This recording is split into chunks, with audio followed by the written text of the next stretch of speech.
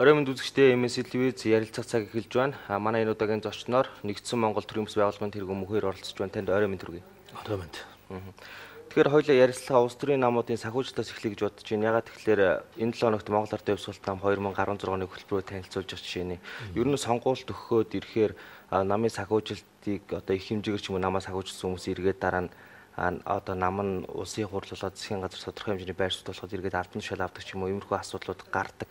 Тэр яг улс төрийн намын санхүүжилтийг ил тод ойлгохтол дээр өнөөдөр ямар алхмуудыг хийх ёстой болоо. Тэг. Ер нь бол яг Монгол улсын хууль тогтоомжоор баг бүх асуудал зохицуулагдчихсан л байдаг л да. Тэгээ улс төрийн нам гэдэг маань санхүүгийн тайлангаа өгдөг, хянагддаг одоо ийм л байгууллага байдаг. Тэрийгээ бол баримтлаад явахад бол санхүүжилт нь хянагдаж болох тийм зарчим урд нь бол байсан. Тэгвэл улс төрийн нам гэдэг маань өнөөдөр бол бас хэр баргийн хуулийн хүрээгээр одоо хянж одоо ил тод байлгахад одоо тийм хэцүү бүтц болсон байна л да. Ер нь яг одоо ард иргэдчдэр за хөдөлгөөнийхэн ч байт юм уу төрийн бас байгуулах юм байт юм уу намд одоо ер нь нэлээд сөрөг байр суурьтай болоод байгаа. Ялангуяа том намуудад. За эдгээр нь ер нь тийм нэг хуулиас дээгүүр л одоо ийм бүтцүүд болчихсон доо. За тэгээд энэ нь бол одоо шинэ хуулийн өөрчлөлтөд гарахад бол нөлөөсөн юм болоо бодож байна. За тэгээд янз бүрийн хэмжээний одоо санхүүжилт авдаг. За тэгээд бас хуулийг зөрчиж авдаг. За тэгээд энийхээ дараа тухайн одоо санхүүжүүлэгчид одоо албан тушаал ашиг хонжоо өгдөг. Энийг бол одоо таслан зогсоох зөв юм аа. Тэгээд одоо бас энэ санхүүгийн үйл ажиллагааг хянах бас хууль эрхцэн орчин бол цаашдаа улам ил тод болоод байгаа юм шиг байна. Шилэн дансны хууль гэдээ гарлаа одоо цаашд яаж хэрэгжих юм одоо бас мэдэхгүй. Тэгээд энэ улс төрийн намын санхүүжүүлэлт дээр одоо зөвхөн одоо хандивлагч ийм хүмүүсээс гадна төрөөс одоо яаж санхүүжүүлэх вэ гэдэг асуудал бол одоо нэлээд яригдах баха. За жижиг намуудын хувьд бол одоо бас ийм асуудлууд тавьж байгаа. Энэ улс төрийн одоо янз бүрийн үзэл санаанууд эвлэлдэн нэгдэх байдлыг одоо тэгш хангахын тулд жижиг намуудад бас төрөөс одоо янз бүрийн санхүүжүүлэлтийн анхаарал хандуулж ивэл яасан юм бэ? Зөвхөн одоо парламентд суудалтай намуудад одоо ийм санхүүжүүлэлт олгоно. Тойрогт ажиллахад зориулж ийм мөнгө өгнө өгчлэн гэж ханддаг байгаа. Гэтэл одоо бүр ингээд олигарх монопол болсон ийм намууд нь одоо улам өдөө дэвшээл яваад байдаг төрийн дэмжлэгээр. Гэтэл одоо нөгөө жижиг намууд гэдэг нь ерөөсөө орон стаж байх олцоо байхгүй. Гишүүнтэй ч одоо баяхад одоо санхүү одоо янз бүрийн офисын зардал нь хөрөлцдөг. Ийм байдлыг эцэслэх ёстой гэдэг асуудлуудыг бол парламент судалгаа намууд тавьж байгаа л да. Тэгэд энэ хуулиуд нь бол ялангуяа энэ санхүүжүүлэлтийн хууль нь бол том намын одоо янз бүрийн хууль ус санхүүжүүлэлтийн байдал. За тэр санхүүжүүлэлт нь бол улс төрд хууль усаар нөлөөдөг байдлыг одоо хаах. За жижиг намуудад бол одоо харин шинэ одоо санхүүгийн бололцоо, хууль усны энэ бололцоог нээж өгдөг. Ийм байгаасаа л гэж одоо нийгэмд бол юм хүсэлт хүлээлт байх шиг байна. Тэгэхээр өнгөрсөн өдрүүдэд улсын хурлаар засгийн газраас сүргэн мэдүүлс одоо нэг өрийн таас нэмээ гэдэг асуудал мэлээдэг олонний анхаарлыг татж байна. Тэгэхээр захин жигсэг хятадын мэдээллийн агентлагаас Монгол улс өрийн таасаа нэмчих юм бол 2017 оны 4-р улирлэхэд ерөнхийдөө дампуурлаа зарлана гэдэг утгатай нийтлэлийг гаргачихлаа. Таны хувьд энийг одоо яг яаж харж байна? Харин тий. Манай Монгол улс бол энэ нэлээд өрөөсгөл эдийн засагтай. Байгалийн баялгаас одоо олох одоо зарим хэмжээний орлого дээр одоо гол нь суурилсан. Тэгээд энэ байгалийн баялгаа бол үндэстэнд нь харийнхны мэдлэгчлөө. Тэгэхээр бол манайханд одоо нэмж одоо орлогын их үүсвэр одоо гаргах. За санхүүжилтийн их үүсвэр олно гэдэг бол хүнд болчиход байгаа юм л да. Тэр гадаадын хөрөнгө оруулалт одоо их уурчлаа гэж яриад байна шүү дээ. Эннээс болж одоо санхүүгийн таагүй нөхцөл үүслэе гэж. Тэгээ энд бол одоо иргэний хөдөлгөөн буруутаж гэдэг юм уу эсвэл намууд бие биенээ буруутгах юм уу ийм байгаа юм. Гэтэл бол одоо гол одоо тэр гадаадын хөрөнгө оруулалт буурсан шалтгаан гэвэл ердөө манайх ч одоо тэр харийн анхны одоо эрх мэдэл байгалийн баялгаа одоо өгөөд үнсэн дууссан байна ш. Тийм болохоор одоо нэмж одоо ямар хөрөнгө оруулалт орж ирэх вэ? Ийм л байдалтай болчихсон л доо. Тэгэхээр энийг бол хүлээн зөвшөөрөхөөс бол татгалзч байх шиг байна. Их баригчид өндөр албан тушаалтнууд. Тэгээд цаашдаа энэ санхүүгийн их үүсвэр олдохгүй болсон энэ байдлыг яаж арилгах вэ гэхээр одоо их л гинэн байдлаар хандаад байна л да. За одоо альва нэг тийм шудраг ус хууль гэрээнүүдийг одоо эргэж харж байгалийн баялгаа бол өр бүтээлтэйгээр ашиглаад үүн дээр одоо суурилсан олон одоо салбарт эдийн засаг бий болгож л одоо ингэж явахын оронд зүгээр нэг одоо жоохон ухаамаатай ажил муутай хүмүүс нэг устаас нэг мөнгө зээлэл ингээл арга цагаал нөгөө мөнгөө эргүүлж төлөхгүй одоо зовчлуулаад яваад байдаг шиг тийм юм сэтгэж байна. Тэгээд бол ер нь улс төрчдөө ирээ зэрэггүй байдал бол дээд зэрэг төрсөн л дээ. Одоо ер нь энийг ямар бий төлөх юм биш дээ гэсэн агуулгатай юм ч одоо хэлдэг болсон.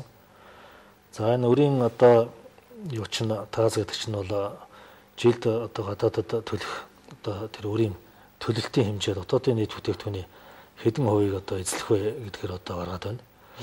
За тэгээд сүүлдээ бол одоо энэ дотоодын нийт бүтээгдэхүүнүүд чинь бүхэлдээ өрөнд явчихаар ийм байдал үүсэх гээл яриад байна шүү дээ. Тэгээд 70-90% хүртэл байсан ч одоо болдсон гэгчлэн одоо ярьдаг. За тэгээд тэр л юм яваад ах шиг байна. Одоо нэг жаахан хээл ахуулаар л одоо энэ албан тушаалтнуудын ордуудыг одоо харийн мэдэлд өгöd байсан. Тэгээд тэр бол одоо үндсэндээ бол дуусч байна. Тэгээд одоо манайд 8000 орд илэрч байдаг гэж ярьдаг. Ер нь бол одоо өгöd дуусч байна. Тэгээд урд нь одоо хуулиар тэнд уул уурхаан үйл ажиллагаа явуулж болохгүй газруудыг хүртэл одоо өгөх юм байдал орчид байна шүү дээ. Тэгээд энэ өрийн тооцоог нэмэгдүүлнэ гэдэг бол Монгол улсад бол үнэхээр хүнээлттэй. Тэр дампуурлаа зарлж магадгүй гэдэг чинь л одоо эдний зүгээр сэрэмжлүүлж хэлж байгаа биш. Үйл ажиллагааны чиглэл очиод байгаа юм л да. Үнэхээр дампуурлаа зарлалтан тэгж их зээл авч одоо ухаангүй бодлого явуулах магадaltaй. Тэрийг одоо ард түмний сэтгэл зүгэл одоо бэлдэж байгаа асуудал. Эртхэн хэлчих юм бол одоо ард түмэн 50 хүлээж авч магадгүй гэж.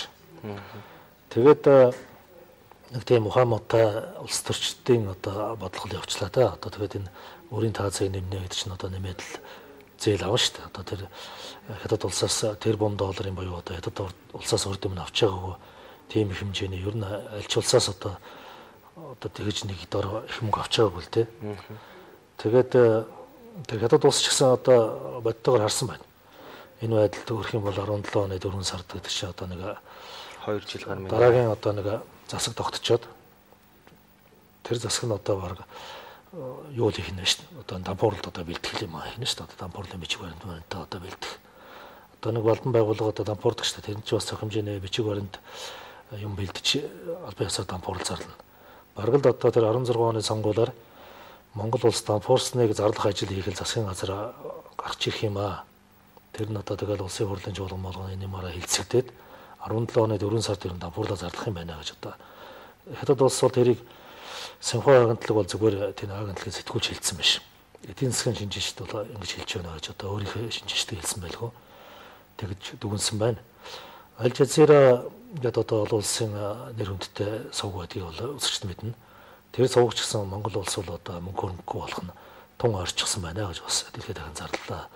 Нэг ийм л харамсалтай болоод байна да.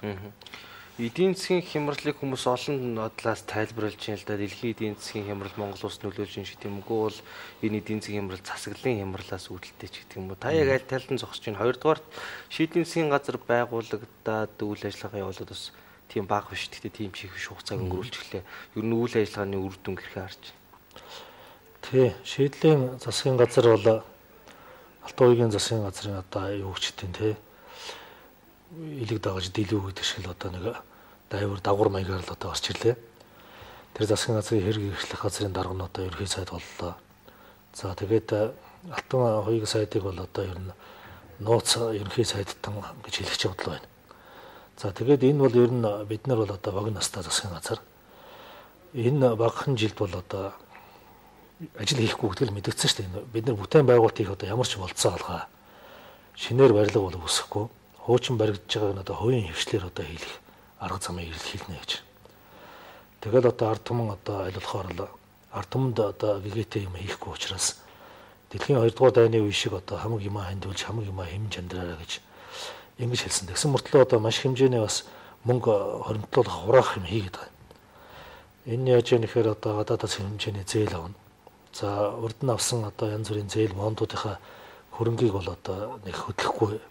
Харин бол одоо зээлд олгосон зүйлүүдээ бол одоо татаж авах. За тэгээд бас стратегийн ордуудыг бол хөдөлгөж бас мөнгө хоримтлуулах хураах. За бас татваруудыг нэмэгдүүлж мөнгө хураах. Одоо тэгээд урдынхаасаа илүү юм баян засгийн газар болохоор ажил хийнэ. Тэгтээ бол юмд бол одоо зарцуулахгүй нь шүү дээ. Тэгэхээр эндээс одоо юу харагдаж байна гэхээр аль болохоор л их мөнгө хурааж одоо завших гэсэн ийм л юм болох юм бол бид нар угаасаа богино настай юм чинь одоо юм хийж бүтээж амжихгүй учраас хоёрын ажлыг л амжуулъя гэсэн ийм их л одоо жижигхэн амбиц бол харагдаад байна да хөндлөнгөөс харахад. Тэгээд яг хоо өнөөдөр бол одоо маш их шүүмжлэлийг дагуулж байна. Энэ засгийн газар чи ерөөсө байгуулагдаагүй байхдаа л одоо буруу байгуулагдж байна гэж шүүмжлэгдээл одоо маш их муухай хуйлдаа явагдаж байна шүүмжлэгдэж ингэж байгуулагдсан. За тэгээд ард түмнийхээ төлөө тэмцэн одоо энэ засгийн газарт орохгүй гэж удаа дараалал нэмэгдсэн улс төрийн мэдгэжсэн улс төрийн хүчнүүд бол одоо энд орсон. Тэгэл одоо ерөөсөө нэг тийм эрх ашигт шунсан олон хүч нэгдсэн. Тэгээ Монголын одоо лөвөрсөн байгууллага гэмээр ийм юм одоо байгуулагдсан шүү дээ. Тийм болохоор л одоо ерөөсөө юу ч хийхгүй ийм л одоо засгийн газар байгуулагдсан юм болов. Монголын нийгмийн бол одоо нэг ч хурц асуудлыг л одоо шийдэх байдал харагдахгүй байна. Ер нь одоо сүүлийн үед ажиллаж байхад гişүүдийн эрс бүрдэхгүй байх гэх юм мэдээлэл яг захим сайтуудаар их гарч ийн хэл мэдээлэлээс гарч ирээд гişүүд одоо улсын хурлын гişүүдийн эрдсэн дээр ямар нэгэн байдлаар одоо босоодохтой яа тэдний үеийн эрдсэндээ өрөөг бол тодорхой хэмжээнд хариуцлага тооцдог гэдэг юм уу одоо иймэрхүү зүйлүүд яригдж байна л та. Ер нь 4 жилийн хугацаанд сонгож байгаа гişүүдээс одоо их хурлын тахим сууж байгаа гişүүд ч олон байдаг. Тэр улсын хурлын үйл ажиллагааг илүү чанартай, илүү эргэнлэг болгох тал дээр ямар ажлуудыг хийх ёстой юм бол их хурлын гишүүн одоо нэг бүх одоо сонгогдсон тойрогоо иргэдийн төлөөлөгч гэж яваад байгаа шүү дээ тийм их хурлд. Тий. Яг би түрүү нэг юм хэлээ мартчихлаа тийм ээ. Хямралын тухай асуусан. Тэрийг одоо өвчлчээ. Энэ хямрал гэдгийг бол одоо нэг төлөлтийн одоо хямралж хийж байгаа шиг засаглалын хямралж хийж байгаа шиг юм гоё нэр өгөх нь одоо хамсалтай байгаа юм л да. Тэр бол мөн чанарыг бол илрүүлж чадахгүй. 90 онд бол ерөөсөө нэг улсаас хараат байдлыг нөгөө улсаас хараат болгох нэг юм тэр үеийн номенклатур давхаргын л одоо ажил болчихсон. Тэд бол ерөөсөө дээрээс заавар тушаал хүлээж түүнийг одоо биелүүлэх техцоороо бол одоо төрийн өмч хумсалж амьдрдаг нэг юм ноёлох давхарга байсан. Тэрийг бол хумслахын болоод одоо хулгайлах давхарга болгоцсон болохоос за тэгээд энэс чинь хойш ерөөсөө Монголын нийгэм задрах нурах процесс л одоо явагдаж ирлээ. Энэ чинь бол 90 оноос үүссэн хямрал гэж хэлж болно. Одоо ингээд финалд хүрч байгаа. Тэгээд өвөнд бол одоо ард түмэн хамгийн гол нь маш их одоо сонон сэрэмжтэй л одоо байх хэрэгтэй байсан та. Одоо ч гэсэн сонон сэрэмжээ одоо их болгож ард түмний одоо хяналт ард түмний одоо төрд одоо оролцоо ардын их бол одоо их хэрэгж хэрэгтэй байна. За энэ улсын хурлын асуудал гэдэг чинь одоо тийм юм л да. Ард иргэд өөрийнхөө сонгосон хүнийг бол ерөөсөө хяндаггүй. Араас нь шаардлага тавьдаггүй. Энэ бол миний дуу хоолой. Миний л одоо энэ амьдрал миний эх орныг одоо хамгаалах хэвээр ийм хүн юм аа гэж юусе хардгуу. За нэг хүн одоо ингээл өвдөд явуулчлаа. За нэг хүн гаргачлаа. За би нэг коноп дугуулчлаа гэж л бодохоос биш. Тэгээ үүнийг долиндуулаад энэ ард түмнээс одоо тасарчсан хүндэршгсэн энэ хүмүүс бол одоо ямар ч одоо хариуцлага байхгүй, үүрэг байхгүй ийм болсон байна. Тэгээд одоо бивийнхээ гуйлтаар нэг хурал дээр суудаг. Энэ асуудал дээр чи ирээд нэг одоо коноп тарчаарай гэдэг дээр үндсэндээ суудаг одоо ийм л хүмүүс болчлаа шүү дээ. Тэгээд хаан ч гэсэн одоо ажлын одоо сахилга бат, ажлын хариуцлага гэж бол байдаг. Тэрийг ч л одоо хэрэгжүүлэх ёстой. Одоо манайд одоо хөдөлмөрийн одоо ямар хууль тогтоомжууд байна те. Тэр нь одоо улсын хурлын гишүүдэд огт үйлчилдэг, бус хүмүүст үйлчилдэг гэж болохгүй шүү дээ. Одоо яг л одоо нэг энийг бол хөдөлмөрийн одоо бусад хууль тогтоомжуудад бол их ойртуулах ёстой. Тэдэн одоо ийм зөрчил гарах юм бол одоо баг халан ухааны юм баг хэрэгжүүлэх ёстой байхгүй юу? Торгодог ч юм уу те цалин малингийн одоо тавьж өгдөг ч юм уу янз бүрийн одоо хязгаарлалтууд тавьж л одоо ингэж ажилуулахаас аргагүй болж ирж байна. Тэгэхгүй бол одоо ерөөсөө яг өөрсдөө нэг тийм үе залгамжилсан хаад ноёд фараон дээд каст гэж одоо ингэж андуурах байдал үссэн үүргээ мартсан ард түмнээсээ хүндэрсэн.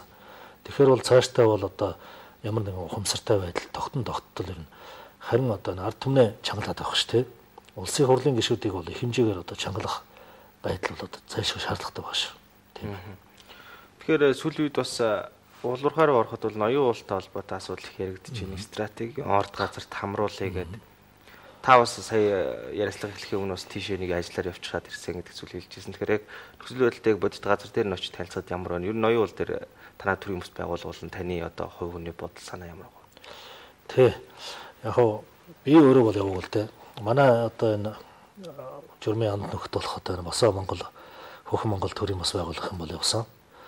За тэгээд яваад үзэхэд бол гарцаагүй энэ хууль зөрчсөн явдал гэдэг нь мэдэгдэж тэр асуудлыг бол одоо мэдээлж ирсэн байлээ.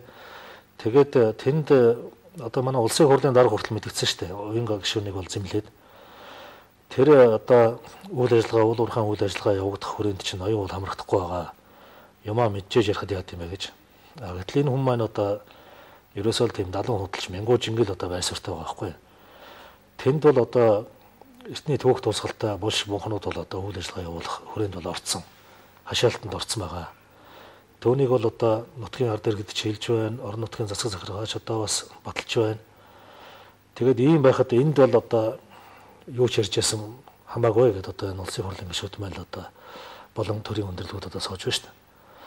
Тэгээд орон нутгийнхан бас их өндөр хариуцлагатай байж юу ямар байна. Өөрийнхөө орон нутаг шүтэн болсон нутгаа бол одоо хамгаалж ингэж явах хэрэгтэй байна цаашдаа.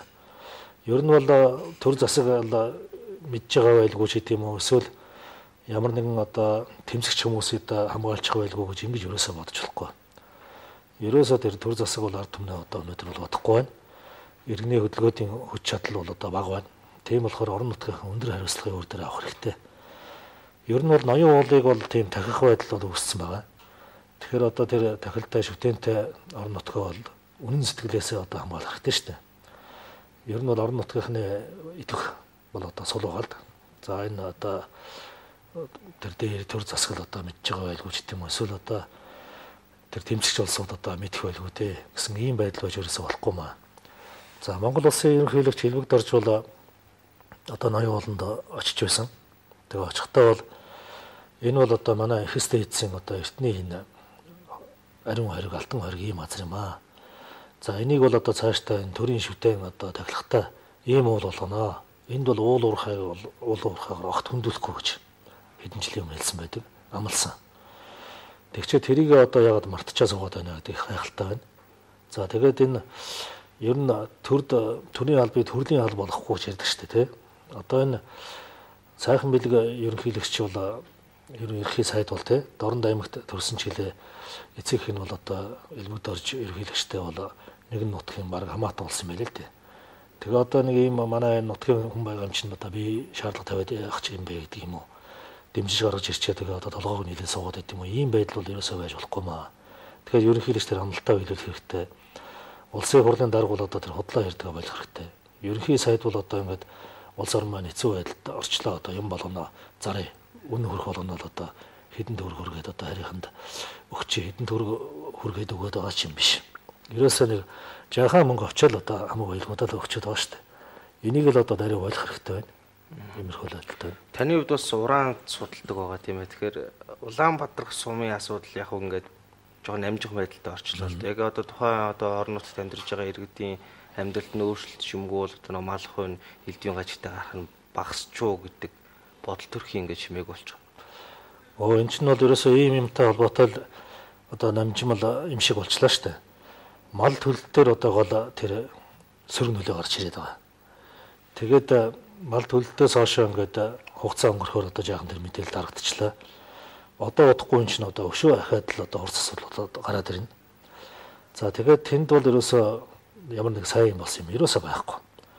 Зүгээр удирдлагын чанартайгаар зарим нэг ажил зогссон байгаа ураны хайгуул. Тэгээд тэр нэг цөмийн энергийн газрыг бол төр засаг маань одоо мөнгөгүй болоод нэг л газар буулгах шивтэй цөмийн энергийн газрыг буулгасан. За энийг яг зарим хүн бол бодох нь энэ ураны хайгуул бол ерөөсөө биш юм. Энийг бол төр засаг бол яг энэ байж болно те. Гэхдээ өөртөө яг дотроо бол энийг бол ураны бүр өргөн хөнөөлттэй үйл ажиллагааг бол явуулахад одоо хяналтыг багасгах ийм бодол агуулсан байх магадлал их өндөр.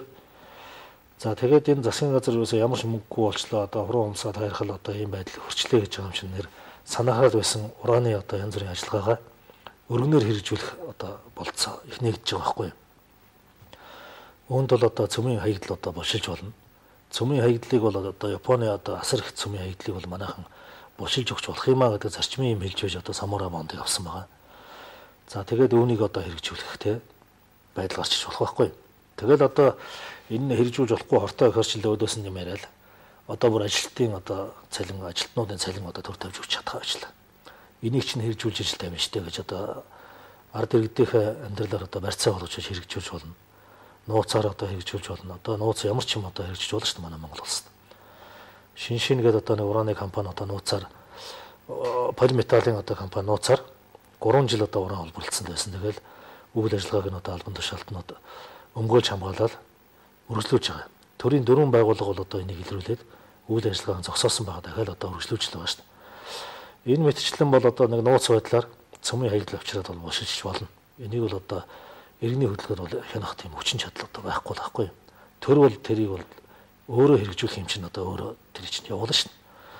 Тэгээд бол ураны нөхцөл байдал бол улам доройтж байгаа. Тэр Улаанбаатархад бол ард иргэдийн одоо эрүүл мэнд автгаад доройтох байдалтай 100 баян суманд бас ийм байдал гарсан. Улам доройтж байгаа. Тэгээд нэг хэцүү зүйл нэг юм байгаа юм л да.